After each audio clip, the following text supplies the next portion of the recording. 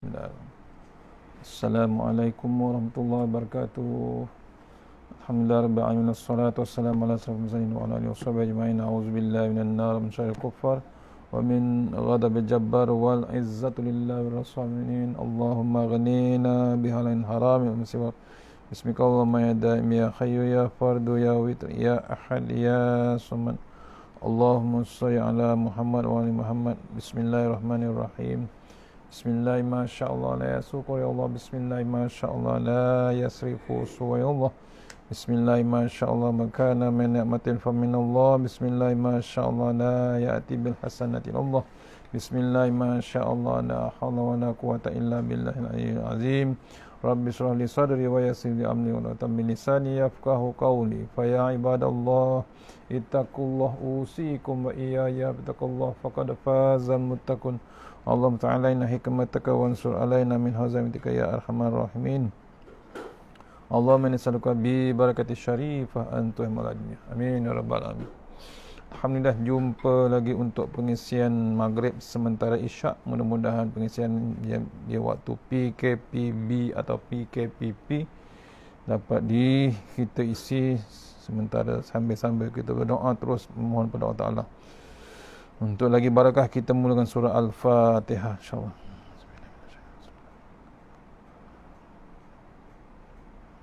Tolong share dah. Mohon share insya-Allah. Share dalam family insya-Allah.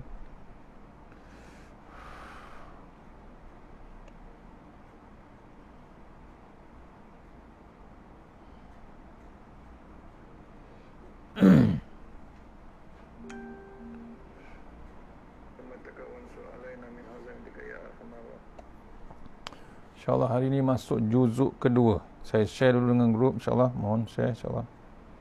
Juzuk kedua ya insyaAllah. Sama-sama share dalam grup WhatsApp, grup Facebook insyaAllah.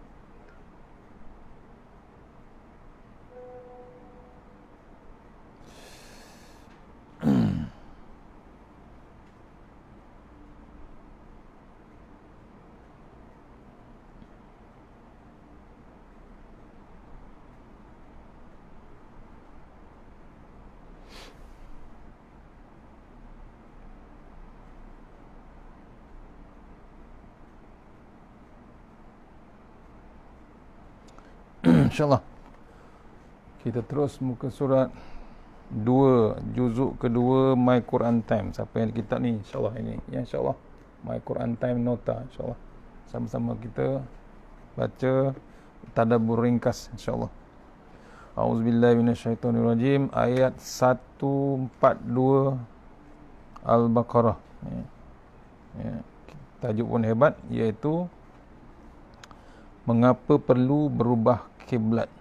Kalau tengok sinopsis ringkas ayat tersebut 142 143, kita akan melihat kepada pengalihan perubahan kiblat bagi umat Islam yang berada di Madinah selepas beberapa bulan Nabi SAW menjadikan Masjidil Aqsa sebagai kiblat. Namun kali ini Allah SWT mengubahnya ke arah Masjidil Haram. Ni daripada Al-Aqsa tukar terus kepada Masjidil Haram. Kita tengok proses dia. InsyaAllah ada di dalam ayat 142 143. Masuk ayat 144 sampai 145, sinopsisnya dijelaskan mengenai pengalihan kiblat ini dan diceritakan mengenai manfaat dan nikmat di sebalik perubahan kiblat tersebut. Kemudian kesan kepada orang yang diberikan kitab, iaitu dalam kalangan Yahudi dan Nasrani. Macam mana impak dia ya. Kemudian apakah kaitan dengan kita yang masih hidup untuk mengambil pelajaran daripadanya. Kesan perubahan kiblat insyaAllah. Sama-sama kita baca ayat 142 insyaAllah. A'udzubillahi minasyaitonirrajim. Sayaqulus sufaha minan nasi ma wallahum an qiblatihimul lati kanu 'alaiha kulillahil masyriqu wal maghrib yahdi man yasha'u ila siratim mustaqim. Sadaqallahul azim. Maksudnya, orang-orang yang kurang berakal di antara manusia akan berkata, apakah yang telah memalingkan mereka, yakni Muslim, daripada kiblat yang dahulu mereka menghadap kepadanya? Katakanlah, yakni wahai Muhammad, milik Allah lah timur dan barat. Dia memberi petunjuk kepada sesiapa yang dia hendaki ke jalan yang lurus. Al-Baqarah ayat 142. Ini ceritakan proses bagaimana kiblat daripada Al-Aqsa berubah menjadi Masjidil Haram, iaitu terus ke Kaabah. Diperintahkan oleh Allah Subhanahu Wa Taala. Ini ayat 142. Kita tengok kupasan ayat. Antara 4 ayat pada halaman ini, ayat 142 adalah yang paling pendek, tetapi isinya amat penting untuk difahami. Dalam ayat terdahulu, Allah Subhanahu Wa Taala telah menceritakan bagaimana akhlak golongan Yahudi yang terkenal dengan sifat kedegilan dan kesombongan, mengolok-olokkan Nabi dan juga umat Islam, serta menyembunyikan kebenaran. Menceritakan perangai Yahudi terkenal dengan sifat degil dia, terkenal dengan sifat sombongnya, mengejek-ngejek, mengolok-olok Nabi dan umat Islam masa itu, serta mengetahui kebenaran dia sembunyikan. Dia menyembunyikan kebenaran.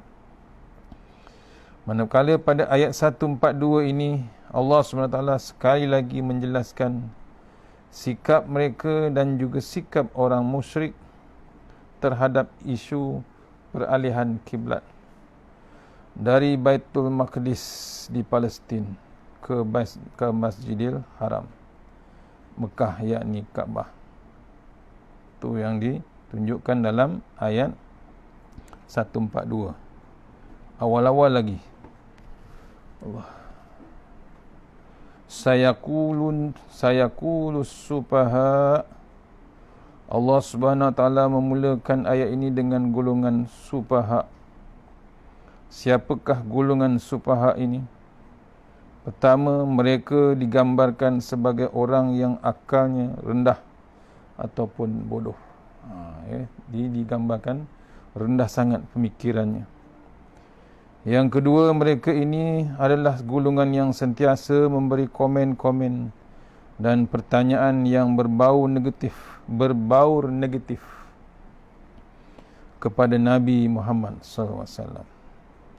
Yang ketiga, komen dan pertanyaan yang dilemparkan pula dengan nada mengejek dan membeli. Ini golongan sufaha. Yakni, misalnya ayat mereka, kenapa perlu tukar-tukar? Sehingga mereka berkata Islam ini adalah agama yang tidak tetap.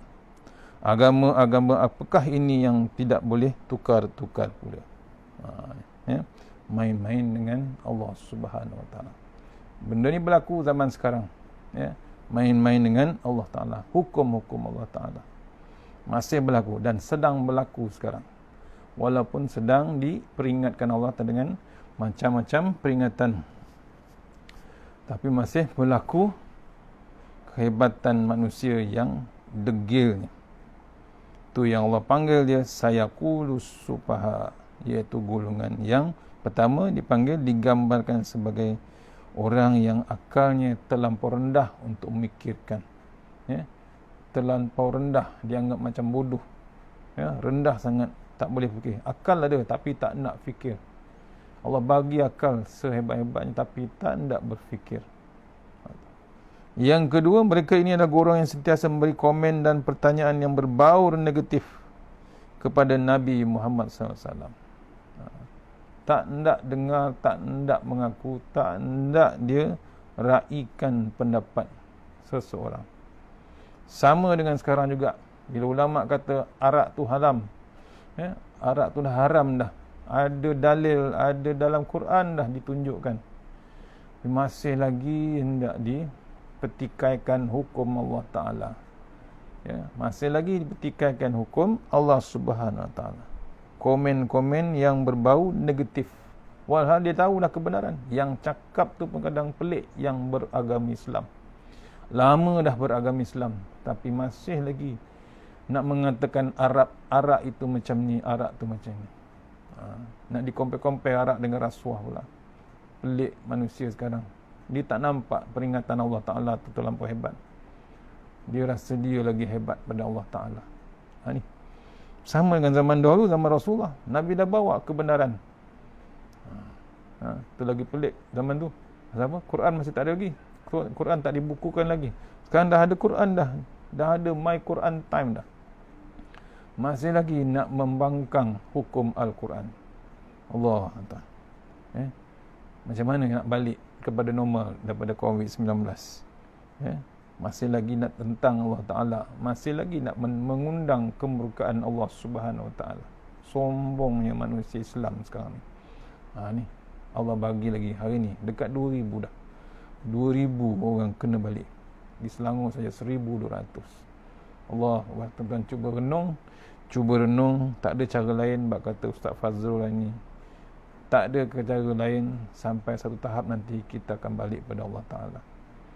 Itu saja ubat dia. Tak ada vaksin, tak ada apa. Vaksin dia Al-Quran, balik kepada Allah Subhanahu Wa Ta'ala. Jangan didengarkan orang-orang yang tak sepatutnya kita dengar. Kita ada alim ulama', kita ada ulama', kita ada tok guru. Semuanya bersumberkan Al-Quran. Takkan tak yakin dengan Al-Quran. Ini sama dengan golongan zaman Rasulullah, iaitu memberi komen-komen yang negatif dengan kebenaran. Dengan bab kebenaran dia komen negatif. Tak nak terima hukum Allah Ta'ala. Allah akan hukum kita terus nanti. Kalau kita tak nak terima juga hukuman Allah Ta'ala, Allah hukum kita terus sampai kita kemungkinan besar jadi rata. Rata maksudnya apa? Habis semua kemungkinan. Ni. Sombong, kita terlalu sombong. Itu yang nombor 2 poin hari ini, iaitu mereka adalah golongan yang dipanggil sufaha. Sayaqulu sufaha, mereka golongan yang sentiasa memberi komen-komen dan pertanyaan yang berbau negatif kepada Nabi SAW.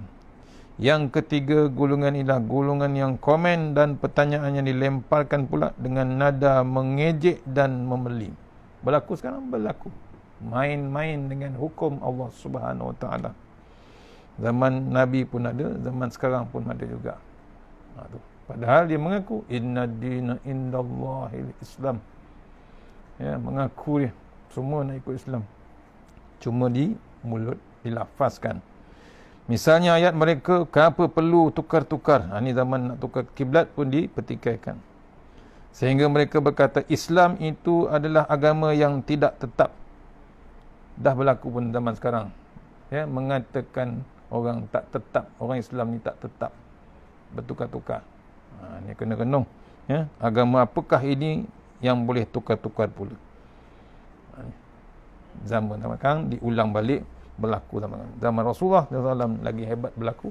Zaman sekarang lagi hebat berlaku dengan adanya peringatan Allah Ta'ala, lagi hebat nak dilakukan. Itu kehebatan zaman akhir zaman. Untuk memahami ayat ini, kita perlu tahu asbabun nuzul ayat. Ketika Nabi Muhammad SAW berhijrah ke Madinah, Nabi dan para sahabat menunaikan solat menghadap Baitul Maqdis selama 16 atau 17 bulan. Namun baginda SAW sebenarnya sangat berharap agar Allah SWT dapat mengubah arah kiblat ke arah Masjidil Haram, yakni Kaabah. Setiap hari baginda berdoa. Baginda SAW berdoa agar Allah SWT menurunkan wahyu supaya dipindahkan arah kiblat. Ini cerita sebenarnya proses nak mengubah kiblat. Allah Maha mengetahui dan Maha mendengar tentang apa yang berlaku pada ketika itu. Dan Allah SWT telah memperkenankan doa baginda Rasulullah SAW serta mewahyukan agar baginda menghadap ke Baitullah Kaabah. Nampak? Allah tu Maha mengetahui apa yang kita renungkan, apa yang difikirkan oleh Rasulullah SAW. Kejadian tersebut telah membuatkan orang Yahudi yang jahil, yang dipanggil golongan sufaha, mengejek dan merendahkan Nabi dan para pengikutnya dengan berkata, apakah sebab berpalingnya mereka dari kiblat Baitul Maqdis, yang mana mereka menghadapnya sebagai kiblat dalam solat mereka? Dia ejeknya Rasulullah. Wahai, itu perintah Allah Subhanahu Wa Taala. Hakikatnya Baitul Maqdis juga merupakan kiblat orang Yahudi. Apabila kiblat diubah dari yang biasa digunakan oleh puak Yahudi ini menunjukkan status mereka akan dijatuhkan daripada menjadi umat pilihan. Walhal sebelum ini mereka adalah umat yang terpilih. Mengapa mereka tidak lagi menjadi umat yang terpilih? Ini kerana mereka tidak mengambil peluang yang ada untuk menerima Nabi Muhammad SAW sebagai seorang Rasul. Betul, memang dia umat terpilih sebelum ni. Tapi bila Allah turunkan Rasulullah SAW, dia berpaling ke tempat lain. Dia tak bersetuju. Dia dengki dengan Rasulullah SAW. Itu puak Yahudi. Punca mereka banyak mempersoalkan tindakan Rasulullah SAW yang mengubah arah kiblat ketika solat adalah disebabkan mereka enggan mengakui baginda itu seorang Rasul. Itulah punca sebenarnya. Ya. Nabi Muhammad SAW bukan di kalangan Bani Israel. Keadaan ini telah mendatangkan kemurkaan Allah Subhanahu Wa Taala. Dan kemudiannya dia mengajarkan kepada Nabi SAW untuk menjawab segala ejekan dan perlakuan yang telah dipersoalkan. Apakah yang Allah SWT ajarkan kepada baginda? Pertama, Kullillahil masyriku wal maghrib. Katakanlah, wahai Muhammad, milik Allah lah timur dan barat. Allah SWT berhak menyuruh hamba-Nya menghadap ke arah mana saja yang dihendaki, kerana semua arah adalah miliknya. Terpulanglah kepadanya, yakni Allah, arah manakah yang perlu dijadikan kiblat. Ini kerana jalan yang lurus adalah dengan mengikut arahan Allah Subhanahu Wa Taala, bukannya mengikut arah. Diulang balik. Allah Subhanahu Wa Taala berhak menyuruh hamba-Nya menghadap ke arah mana saja yang Dia hendaki, kerana semua arah adalah milik Allah. Terpulanglah kepada Allah, arah manakah yang perlu dijadikan kiblat. Ini kerana jalan yang lurus adalah dengan mengikut arahan Allah Subhanahu Wa Taala, bukannya mengikut arah. Kena faham tu. Maksudnya semuanya daripada Allah Subhanahu Wa Taala. Yang kita kena renung, apa saja datang daripada Allah Subhanahu Wa Taala. Kedua ayat tersebut, yahdi man yasha'u ila siratim mustaqim. Dia memberi petunjuk kepada sesiapa yang Dia hendaki ke jalan yang lurus. Tu Allah saja yang bagi petunjuk kepada siapa yang Allah hendaki ke jalan yang lurus. Allah yang bagi hidayah, Allah yang bagi petunjuk. Allah SWT yang memberi hidayah kepada sesiapa yang dikehendaki. Maka siapa saja yang patuh mentaati segala perintahnya, tentulah akan memperolehi petunjuk untuk mendapatkan kebahagiaan dunia dan akhirat. Allah saja yang beri hidayah kepada sesiapa yang dikehendaki. Hidayah milik Allah Subhanahu Wa Taala. Siapa saja yang patuh mentaati segala perintah Allah Taala, tentulah akan memperolehi petunjuk untuk mendapatkan kebahagiaan dunia dan akhirat. Sebaliknya, orang yang ingkar dan kufur terhadap agama dan orang yang banyak mempersoalkan tindakan Rasul, tentulah tidak akan memperolehi petunjuk atau hidayah daripada Allah Subhanahu Wa Taala. Ini kena ingat kita. Sebaliknya, orang yang ingkar dan kufur terhadap agama dan orang yang banyak mempersoalkan tindakan Rasul, tentulah akan memperolehi petunjuk atau hidayah ya, tentulah tidak akan memperolehi petunjuk dan hidayah daripada Allah SWT. Sebab dia ingkar dengan Allah Ta'ala terus. Sebab tu jangan kita berpaling daripada Allah Subhanahu Wa Ta'ala. Apa yang kita boleh pelajari dalam ayat ini adalah, pertama, sebagai umat Islam, bila melibatkan urusan agama dan jika mahu bersuara, janganlah dalam bentuk sindiran, parodi atau bergurau senda. Jagalah agama kita yang suci ini dan bertegaslah dalam apa saja perkara berkaitan dengannya. Ini sebagai umat Islam, jangan kita melibatkan urusan agama, jangan bersuara dalam keadaan menyindir, perli, ejek, jangan buat gurau senda bab agama. Jagalah agama kita yang suci dan bertegaslah dalam apa saja perkara berkaitan dengan agama Islam.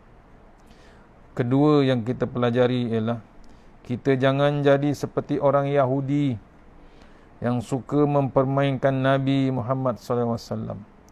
Misalnya mereka suka bertanya, tetapi pertanyaannya itu sebenarnya mahu memerli, mengejek. Mereka bukannya mahu menyoal, tetapi mempersoalkan. Memang kita galakkan banyak bertanya, lebih-lebih lagi untuk tujuan belajar. Tetapi jangan pula bertanya untuk mempersoalkan. Ini pun berlaku juga dalam kalangan umat Islam. Ya, bukan Yahudi saja, umat Islam pun sama juga. Main-main dengan soalan agama. Pelajaran yang kedua, mengetahui tentang Nabi SAW dan sahabat yang sudah terbiasa menghadap Baitul Maqdis ketika menunaikan solat, maka bila bertukar kiblat ke arah Masjidil Haram, ini telah menyebabkan rasa janggal pada permulaannya. Justru baginda perlu mengubah kebiasaan lama kepada kebiasaan baru. Maksudnya hijrah tempat yang baru. Kita daripada yang tak elok, kita pergi benda yang elok. Tak boleh tangguh, masa terus berlalu. Bagi yang sudah Islam, kiblatnya menghadap Masjidil Haram, maka ini bukan satu kelainan. Akan tapi bagi umat baginda yang telah lama dengan kiblat lama dan ada yang baru mengenal Islam, mereka memerlukan masa untuk menggunakan kiblat baru. Maksudnya kita kena hijrah. Ya, lama betul, tapi bila diperintahkan Allah Ta'ala, kena buat yang baru, ubah.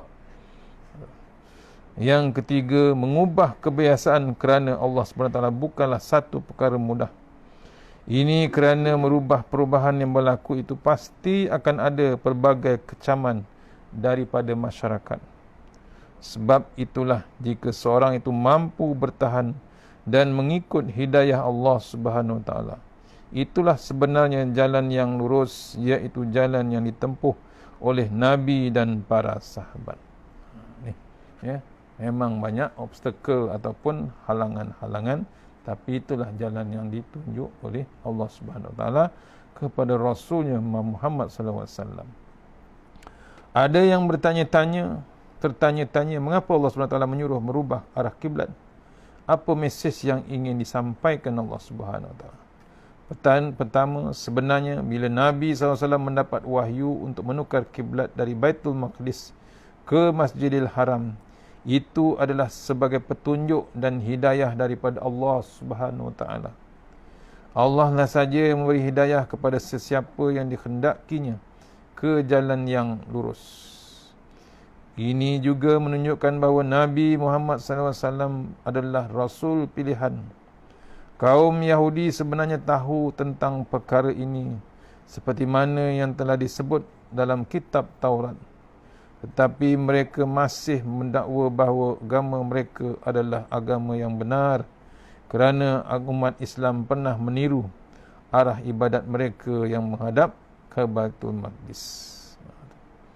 Akhir sekali, bila Allah SWT memerintahkan supaya menukar arah kiblat, itu sebenarnya telah memberi isyarat ataupun clue bahawa Kaabah akan dibersihkan daripada berhala-berhala sembahan orang musyrikin Makkah, dan orang Islam akan menaluki Makkah pada masa itu.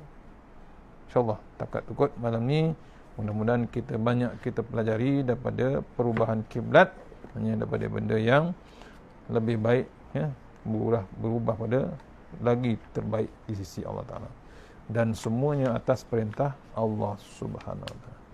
Mana yang baik daripada Allah Ta'ala, yang lemah daripada saya, kita mohon mudah-mudahan kita terus jaga kesihatan kita, jaga SOP kita, jaga doa kita, jaga Allah Ta'ala, jaga Allah Ta'ala, Allah jaga kita, insyaAllah.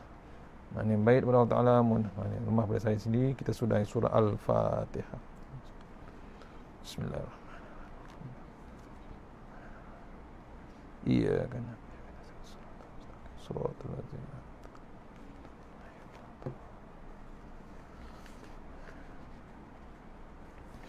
A'udzubillahi minasyaitonir rajim. Bismillahirrahmanirrahim.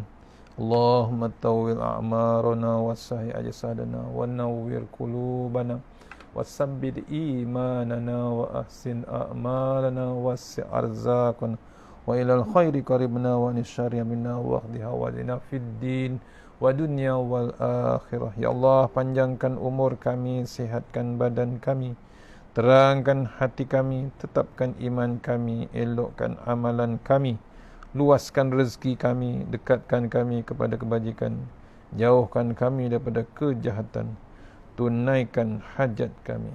Rabbana atina fid dunya hasanah wa fil akhirati wa qina azaban nar. Allahumma anta rabbi la ilaha illa anta khalaqtani wa la ahdika wa adika mastata'tu. A'udzubika min syarri ma sana'tu wa abluka bi ni'matika alayya wa abu bi dzambi faghfirli fa innahu dzunuba illa anta. Tahasanna bil jabar wa tasanna al malakut khallazi la yamut isrifan al bala wal waba innaka ala kulli syai'in qadir. A'udzubika kalimatillahi tammah min syarri ma khalaq. Bismillahirrahmanirrahim. Bismillahi ma sya'allah la yasuqu Allah. Bismillahi ma sya'allah la yasrifu su'a ilallah. Bismillahi ma sya'allah makana min ni'matin fa min Allah. Bismillahi ma sya'allah la ya'ti bil hasanati ilallah. Bismillahi ma sya'allah la hawla wa la quwwata illa billahi al-'aliyyil 'azim. Allahumma nas'aluka bi barakati syarifah anta hamadunya. Amin ya rabbal alamin. InsyaAllah jumpa lagi esok. Mudah-mudahan panjang umur, insyaAllah. Jumpa besok. Assalamualaikum warahmatullahi wabarakatuh.